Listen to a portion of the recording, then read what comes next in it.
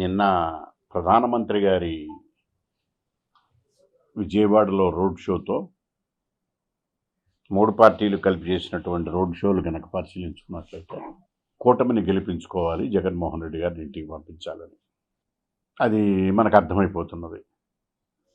ఎందుకంటే జగన్మోహన్ రెడ్డి గారు కూడా ఆయన ముఖ కవళికల రీత్యా ప్రజలకు ఒక సందేశం ఇచ్చారు.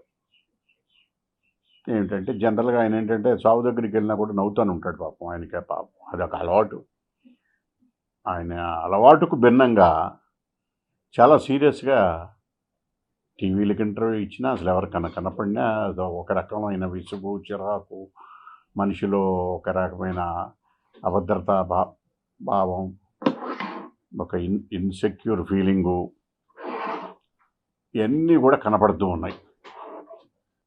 అన్నమయ్య డ్యామ్ కొట్టుకుపోయింది, ఇసుక మాఫియా, అవినీతి, తర్వాత సుమారు 2 డజన్లు 2-3 డజన్ల మంది ప్రజలు చనిపోయారని చెప్పేసి కూడా ఆయన చెప్పారు. సరే, ఆయన చెప్పక మునిపే ఆ విషయం మనకు తెలుసు. కానీ ప్రధానమంత్రి గారి స్థాయిలో ఆ విషయాన్ని గుర్తించి రాజంపేటలో అన్నమయ్య డ్యామ్ కొట్టుకుపోవటం, అంతకుమంది ప్రాణాలను తీసుకోవడం అనేటటువంటిది చాలా హృదయ విదారకమైనటువంటి పరిస్థితి.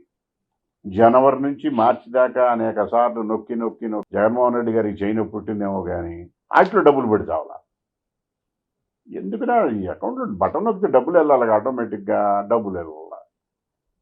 అది తీరా చూస్తే దానికి ఎవరైతే బెనిఫిషరీస్ ఉన్నారో వాళ్ళకి ఎవరికి కూడా డబ్బులు రాల.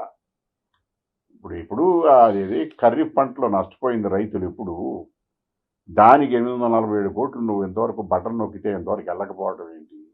అది ఎప్పుడుదండి? అలాగే ఫీజు రీఎంబర్స్మెంట్కి ఇవ్వాలా, అది ఎప్పుడుది? అకాడమిక్ ఇయర్ కూడా అయిపోయింది, కొత్త అకాడమిక్ ఇయర్ మొదలవుతుంది. ఇలా అనేక స్కీములకు నువ్వు బటన్ నొక్కావు కదా. మొన్న జనవరి నుంచి నొక్కుతానే ఉన్నావు బటన్లో. నొక్కినప్పుడల్లా 100 కోట్లు ఇచ్చి సాక్షి పేపర్లో అడ్వర్టైజ్మెంట్ ఇచ్చుకుంటున్నావు. సాక్షి పేపర్కి డబ్బులు వెళ్ళిపోయినాయి, బటన్ నొక్కిందని డబ్బులు రాల. అట్లా ఆయన అలవాటు ప్రకారం ఆయన చేశాడు. ఆయన మనం తప్పట్టడానికి వీలేదు. కాకపోతే ఆయన మనస్తత్వాన్ని మనం అర్థం చేసుకోవడంలో ఫెయిల్ అయ్యాం తప్ప. తీరా ఎన్ని గమనిస్తే ముఖ్యమంత్రి జగన్మోహన్ రెడ్డి గారు ఏమలవాటైందా అంటే ఉన్నది ఉన్నట్లు చెప్పేటటువంటి గుణం లేదు. ప్రతిదీ అవాస్తవాలే ప్రజలకు చెబుతారు. కళ్ళెదురుగుండా గొడ్డలు కనపడినా గుండెపోటు కిందే కనపడుతుంది ఆయనకి, ఆయన టీవీలో వచ్చినటువంటి వార్తలు. మరి అది షర్మిల గారు చెప్పినట్టు భారతి గారు ప్రచారం చేయించారా, ఎవరు చేయించారనేది మనకు తెలియదు. కానీ ఎవరు చెబుతారు అట్లాంటి విషయాలన్నీ కూడా ఆయన ఏది కూడా నిజం మాట్లాడరు. ఆయనకి పాపం ఒక గుణం ఉంది, చెప్పేది చేయడు, చెప్పింది చేయడు, చేసేది చెప్పడం. అది ఒకటే మంచి అలవాటు ఆయనకి. మడం తిప్పడం దానికి.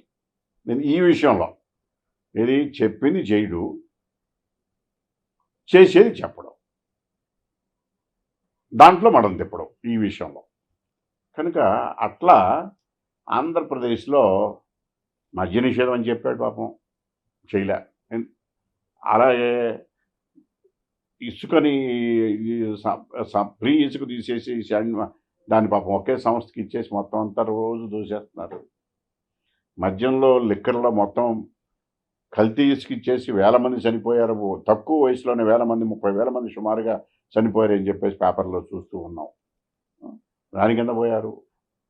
అసలు మీరు చెప్పింది ఏది అమలు చేశారండి? అసెంబ్లీలో 30,000 ఎకరాలు కావాలన్నావు, ప్రాంతాల మధ్య విద్వేషాలు రెచ్చగొట్టనన్నావు, కనుక విజయవాడ గుంటూరు మధ్య క్యాపిటల్ పెట్టమన్నావు.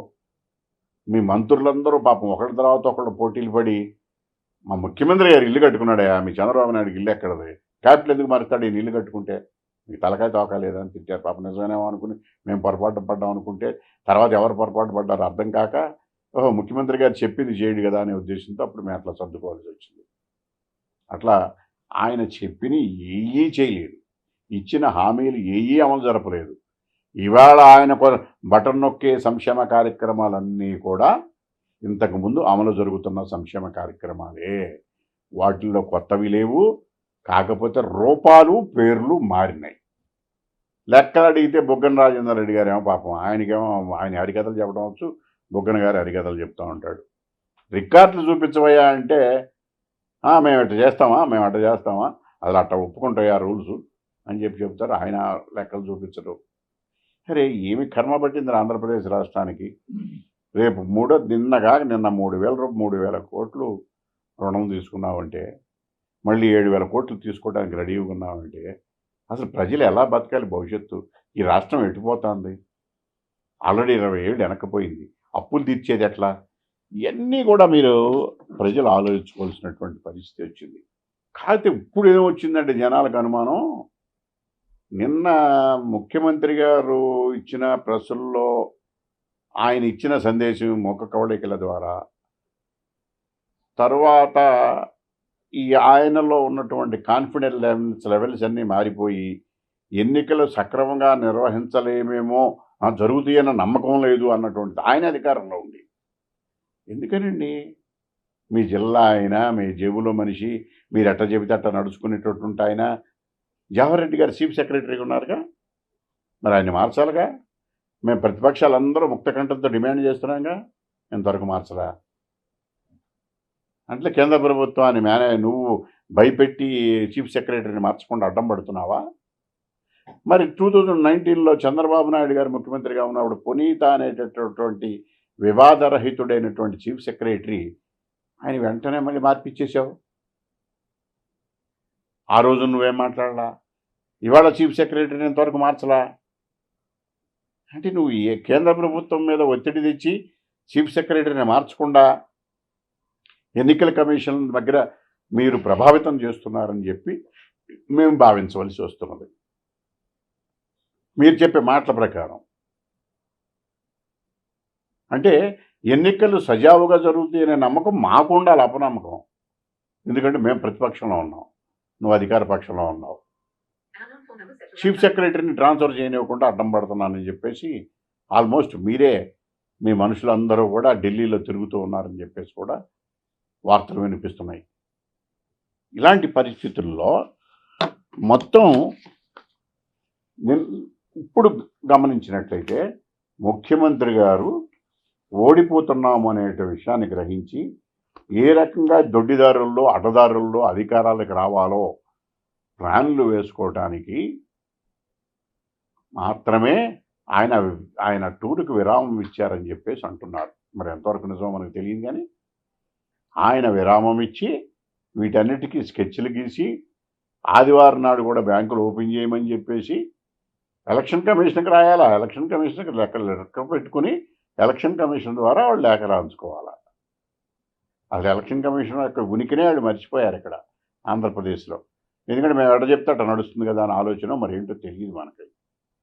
ఎందుకంటే చీఫ్ సెక్రటరీ గారు ట్రాన్స్ఫర్ కాలేదు కదా, అందుకని ఆ ధీమాతో మనం ఎన్నికలు ఎలా అయినా సరే మనం చేయొచ్చు అనేటువంటి ఆలోచన ఉందేమో మనకు తెలియదు.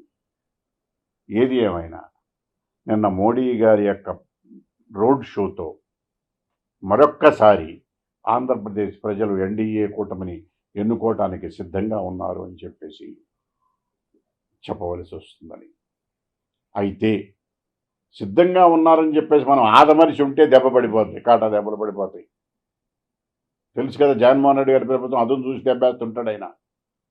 ఏ రకంగా అయినా సరే, రాజకీయంగా కావచ్చు, లేకపోతే వాళ్ళ కార్యకర్తల ద్వారా కావచ్చు, లేకపోతే పోలీసుల ద్వారా కావచ్చు, లేకపోతే ఎన్నికల విధానాన్ని మ్యానిపులేట్ చేసి తారుమారు చేసేలాగా కావచ్చు.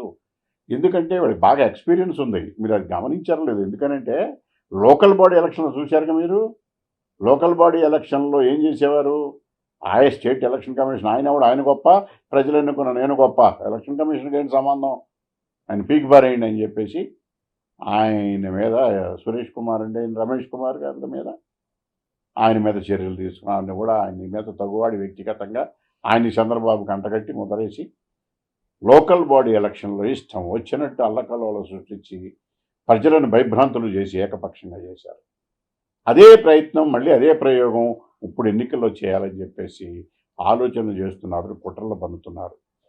కనుక ప్రజలు అప్రమత్తంగా ఉండి మనం గెలుస్తామని ఉన్నప్పటికీ, ప్రజలందరూ సిద్ధంగా ఉన్నప్పటికీ వ్యవస్థలను స్వతంత్రంగా పనిచేయనివ్వకుండా ఉండటంలో వైఎస్ఆర్సీపీ గవర్నమెంటు ముఖ్యమంత్రి జగన్మోహన్ రెడ్డి గారు ఆరితేరి ఉన్నారు గనక అప్రమత్తంగా ఉండి ఎన్నికలలో వాళ్ళ యొక్క ఓటు హక్కును వాళ్లే వినియోగించుకుని సాధ్యమైనంత త్వరగా రేపు 13 జరగబోయే పోలింగ్లో పాల్గొని ఎన్నికల్లో ఎన్డీఏ కూటమికి కట్టబెట్టాలని చెప్పి తద్వారా ఆంధ్రప్రదేశ్ రాష్ట్రాన్ని కాపాడుకోవాలని, జగన్మోహన్ రెడ్డి నుంచి విముక్తి పొందాలని, భూముల రక్షణ కోసం మనం సొంతంగా ఉన్న చట్టాలను అమలు జరుపుకొని మన పాత పద్ధతులను కొనసాగించుకునే విధంగా ప్రభుత్వానికి సహకరించాలి అంటే కొత్త ప్రభుత్వం రావాలి కనుక చంద్రబాబు నాయుడు గారిని ముఖ్యమంత్రిగా ఎన్నుకునేటటువంటి విధంగా మనం ఎన్డీఏ కూటమిని గెలిపించాలని చెప్పి విజ్ఞప్తి చేస్తున్నాను. నమస్కారం.